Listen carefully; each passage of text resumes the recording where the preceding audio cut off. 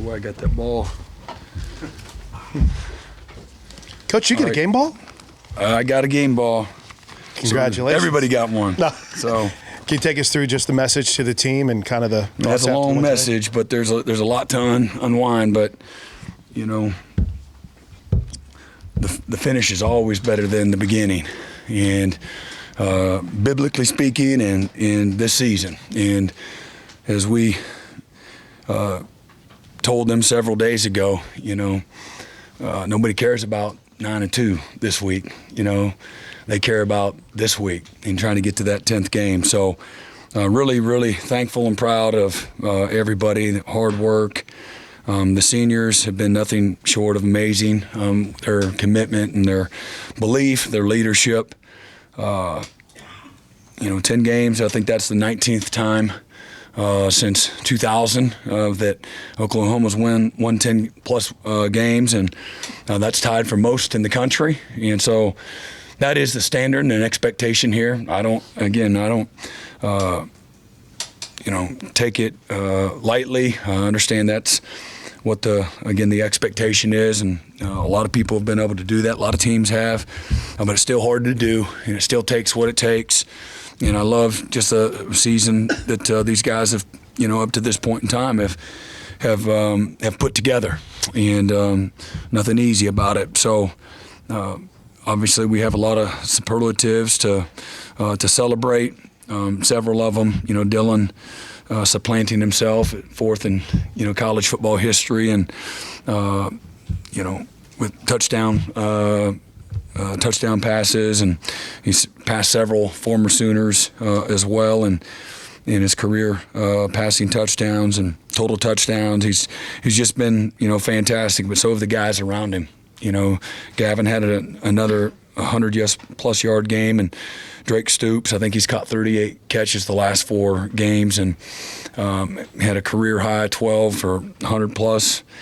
And just a fantastic job. And again, the offense, I think they're the only team in the country right now offensively that scored at least 59 points, 4 games this season. So what they've been able to do is special and uncommon. And so just wanted to recognize them for, again, the achievement where we're at right now, and still staying hungry and motivated for whatever comes next. And but really, again, thankful for our guys, again, their response. And we had a team meeting last night where we were able to watch several videos from our seniors' families, and a special message, and it's a big moment, in their life, and it's just really the beginning of the next chapter of their life. And so to keep them locked in and focused, and staying desperate for the moment is not a.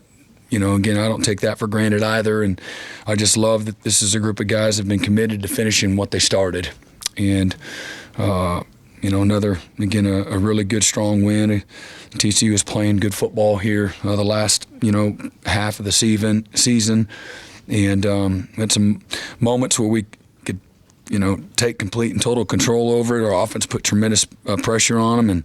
And then Billy Bowman does what he's done all year. He's tied for the nation's lead with 6 interceptions, and the 3 pick sixes are the most in Oklahoma history, with a bunch of amazing defensive backs that have played here, and an OU record for his return yards as well. He's dynamic with the ball in his hands, but really proud of him. That doesn't just happen by osmosis. He puts a lot of work into it. He's skilled, he's talented, but it takes a lot more than that. And he's put a lot of work into into this game. So again, just thankful again for the players, their sacrifice, their work, and getting to number 10. Can you just take us through then what the week was like for Dylan, and then the preparation, and to see him be as effective and efficient as he was today? I kind of forgot that he was on the mend after last weekend until you just said that. But he was really limited for the first part of the week, and he passed certain protocols during the course of the week, and doctors just say, here's what he can do at practice, here's what he can't do, and no surprise, he's as competitive and tough-minded and determined of a young man that I've been around. And like I said, he's when you get into the game, and the things that he brings to the table is his ability to execute at a really high level. He's very accurate today, and his decision making was just on point. And he's able to run the ball, extend plays, throw the ball away. He was, again, just fabulous, really all day today. Thanks, Coach. Yep. Hey, Brent, your defense, was struggling sometimes, but your offense always answered. What that mean to you today when you knew that your offense would come back and get your points back? Yeah, no, and you're right. I think TCU punted 5 times, and they turned it over on downs, and these in the first half. And had a bunch of possessions in the first half. I think we defended 5 or 9 possessions in the first half. That's a lot, but we obviously gave up a short touchdown off the muff punt, and then they had one good drive there where they scored a touchdown. Then we were able to hold them to a field goal right before half. So pretty solid. Probably a little better than solid in the first half, and then just abysmal, an abomination to football. 3 straight drives, and then kind of had we responded, and I think turned it over on downs, and then Billy picks him off the next drive, and then again, a bunch of young guys out there. We let them go back down there again and score. So disappointed in some ways, but a lot to teach from and get better, and again, just learning coming out of the locker room. We take great pride in we've been really good in the third quarter all season long, and we were really bad on defense in the third quarter. And but offense, they put tremendous pressure with their ability to execute, making plays, running, throwing. Now they put great pressure, on the opponent. It is a team game. There's 3 phases, and so sometimes we try to segment, the team and appropriately, but at the same time, it is a team game, and so I think the third quarter in particular, the offense compensated as opposed to complimented the defense, and we needed him to do it today. And go ahead. Sorry. At what point do you know Dylan was going to play? And then talk about the fact, I guess, you guys came out really aggressive throwing deep on them. I guess you knew they were vulnerable in the secondary. Yeah, Thursday. I know this is a Saturday, right? We're on the same page there. This is actually Saturday, but it was actually Thursday of the real week. And yeah, that's yesterday.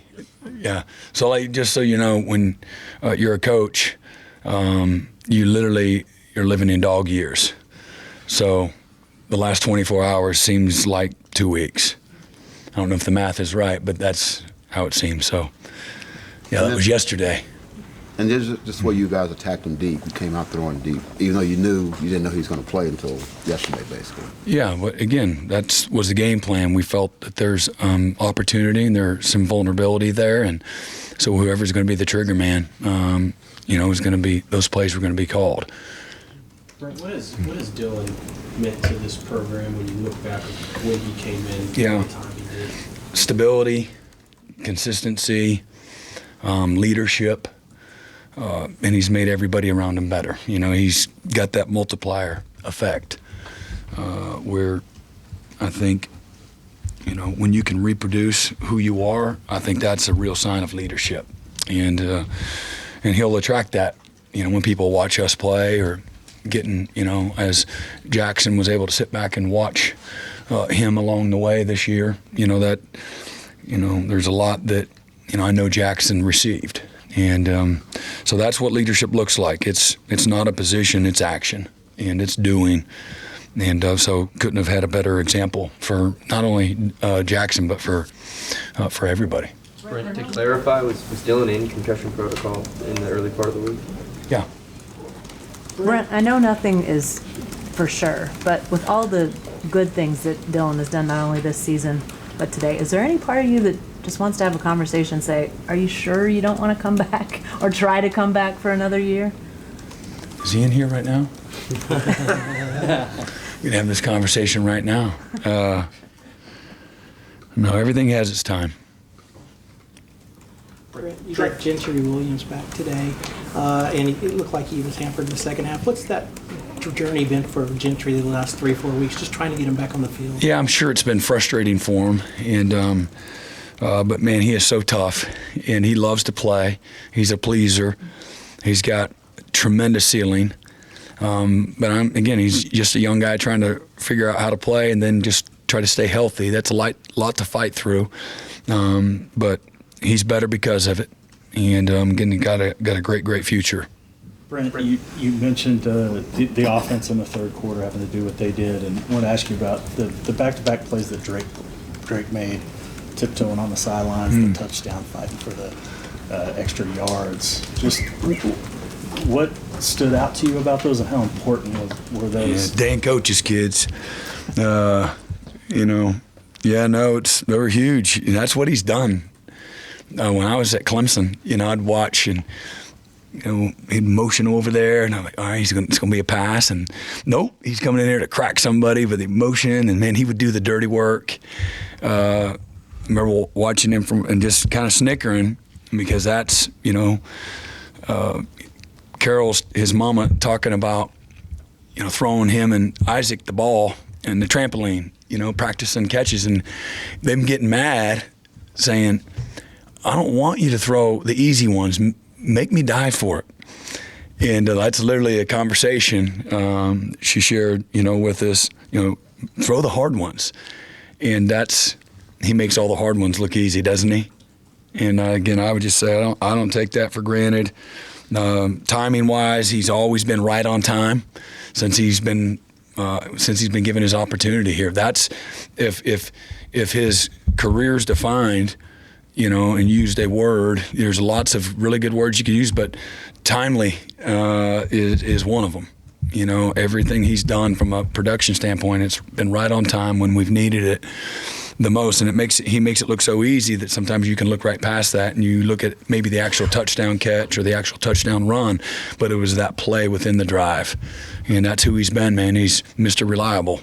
The fourth down that wound up being an option, same drive, I think, that we were talking about previously. That was a big decision, really, on the manner in which you were going to go try and win the game. Mm-hmm. And I don't know that you do it a year ago. Why'd you do it? What was the thinking? Lots of reasons. One, because the offense was playing so well, and I liked the matchup. And then two, it felt like we needed it. We didn't have good control on the defensive side of the ball, and we needed it. Brent, if this doesn't break right for you the rest of the weekend in terms of the Big 12, how much lament will there be about it? No, I don't live like that. And we get what we've earned, and what's done is done. You learn from it, and I'll use this moment, this season, and those moments, and to teach. We already have, to teach and learn. This is the game this is what the game punishes you for, and this is what the game honors you for. And all of us will all learn through that. So, but I don't know what the lament means, but I'm sure it means something very appropriate, but I don't know what that means, but I don't look back, and I'm still mad about what happened. So whether that was disappointed or mad about what happened several weeks ago, I don't sit here and throw it in the player's face right now. We did that already, in the coach's face. We learned from it and got better from it, and moved on, and don't let that beat us again or define us. That's a chapter in the book. You got a whole book, and but that's one, and it's an important one. And so I believe in God's will, and I believe in eyes forward. Brent, on a similar note, how do you guys kind of handle the next 30 hours that you kind of put in the game? I don't know, enjoy this win. Do what I do after every game, be with family and watch the games, and not get too uptight, and just it's going to work out exactly like it's supposed to work out. Me hoping, or guys in the locker room talking about what's that called when you manifest it. Sounds good in there. I'm not sure if it's going to have any effect on it or not. So anyway, we lost that power. And that's how I look at it. We lost that power, and but the greatest asset we have right now is our own mindset, and again, perspective. And so again, just take care of yourself. That's what I told the players. Take care of yourself. You better be ready for a mental Monday, and be ready to get in here and watch some film and get ready for Arlington too. That's got to be your mindset right now, as opposed to bowl game. We don't know what the next 48 hours is going to look like. So stay ready, keep your mind right, make good decisions, and then if we don't have things go our way, where we're playing in Arlington next week, players will have the week off from all football related activities, and we'll get things together as a staff and get to recruiting and all that kind of stuff. So You mentioned the defense, and I know that bothers you. Why the slippage? Things that you were early in the year was pretty good at the last few weeks. Well, again, I thought one drive in the first half was bad, and a whole bunch of great drives in the first half. So there's not slippage there. The other team actually is pretty good on offense. So I always have that perspective.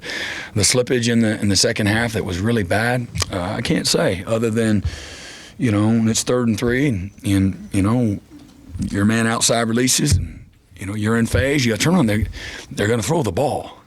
And so don't be surprised. So we relaxed, and we missed tackles, and we missed some fits, and it wasn't just one guy. So I can't say. I look at every week as a kind of a season of its own, and in this case, I'm even looking in the half. You came. I don't know what the halftime numbers were. I just look at 1, 2, 3, 4, 5, 6, 7, 8, 9 drives, and we gave up a short touchdown drive, 19-yard drive after the muff punt. We gave up a really bad drive, 8 for 75, and then we went punt, downs, punt, and then a stop. And we started the game. We deferred. They got the ball first, punt. And then the next drive, punt. So I look at that too. I don't. At the end of the day, so it's easy for people outside, whether 38 points, 500 yards, or 45 points, whatever, and none of that's good either. But I look at, okay, what happened? All right, we missed the tackle, 2 missed tackles on 2 long runs by the safety. You get one-on-one. I can't just crap another defender. That's your job. You're the guy. You're the fitter. You make the play, and we got to do a better job helping them tackle and vice it, and long stride to short stride, and we got to drill it, and but we this is a game of doing and execution too. And so I look at that. What if we're what responsibility, all of it is starts with us as coaches, and then we in a bad call, we put them in a tough position, and if so, fix it. Don't do that. And but we got to do a better job from an execution at times too. And good teams will punish you, and that's what happened. They got good players. That back and it's really explosive, makes you miss in the hole, and we got to get better. And say, well, is this late in the season? I get that, okay, but you can always get better. You just go right back to work, and you try to get better, try to teach these guys, and because we still got more football to play. We've heard several reports out there that Jeff's a pretty serious candidate for the Mississippi State job. Have you had any conversations with him about that, and what's maybe your role? Yeah, again, I want all my guys to have opportunity, and I'll support them in whatever way I can. And my charge to all the staff is to everything has its time. Some of it's not ideal time. Stay focused and locked in to what we got to do. That's what our players deserve, and don't be a distraction. And but I'm for all my guys have an opportunity to advance their careers. Brent, we've heard about brother-in-law defense all our life. Any irony in Jeff going against Kendall today, and we had that kind of defense out on the field? Oh man, I didn't. I forgot they're related through marriage. Well, Jeff got the best of him,